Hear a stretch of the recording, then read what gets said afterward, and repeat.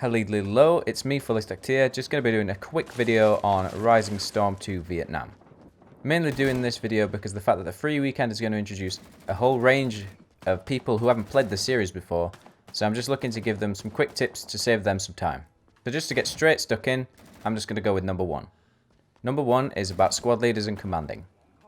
Now the first thing for either of those roles is please have a working microphone. It will help you immensely if you are playing as a commander or a squad leader. And the main thing about the squad leader roles is as either side you can help your team get a closer spawn point. As the Vietnamese squad leaders, you can build a tunnel with your mattock. You can't build it on anywhere that's like built up or on a wall or anything obviously. But if you find a nice patch of dirt, just start digging away and you will then build this. And it's a nice little tunnel for your teammates to spawn on that are in your squad.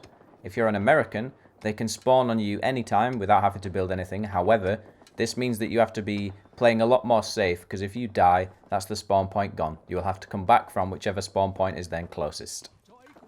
As either side's squad leaders though, you should not be trying to play as your average soldier. You should be trying to mark out targets for your commanders. You can do so by bringing out the binoculars and pressing B and then pressing right mouse button to kind of mark it on the map. You can see that. You cannot see any other squad leaders' marks other than your own. The commander can see them all obviously. But this will help you get artillery support, stuff like that, napalm strikes, etc. if you're on the American side. It just generally helps. The amount of people I have seen not put any marks down for the commander, or while I've been commander not seeing any being put down, is really frustrating.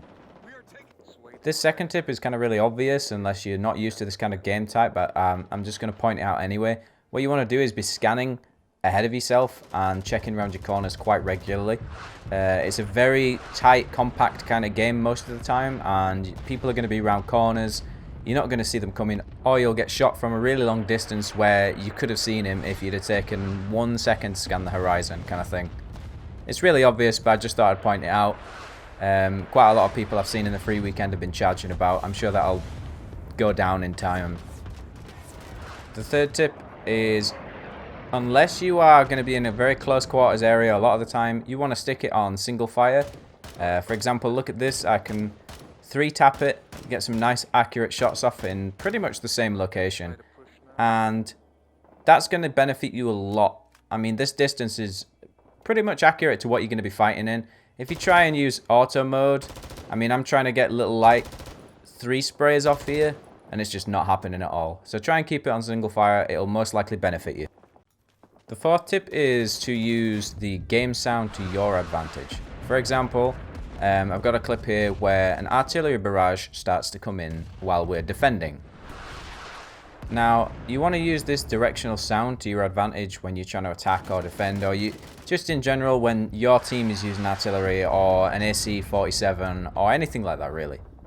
You can use the noise of these tactical abilities to then either flank around them or push up or something. I mean, obviously with artillery, you're not going to run into the artillery. That would be silly, but, you know, if you use it to your advantage, you could essentially sneak around the enemy, and that could potentially give you a massive tactical advantage and allow you to take the point.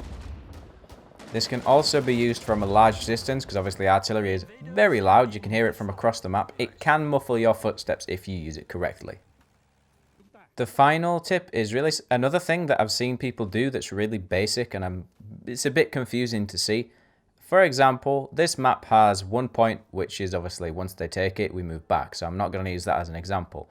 The 2 following points though, B and C, you can see them here.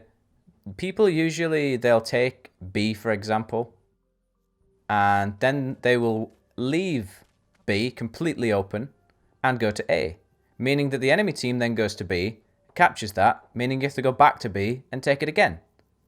Leave some people on B and then you'll keep it, and they have to fight for it instead of getting it for free. Anyway, that's all the tips I've got for now. So if you like this video, give it a like. If you disliked it, give it a dislike. If you really like me, give me a subscribe. If you're already subbed, then you already know what you're doing.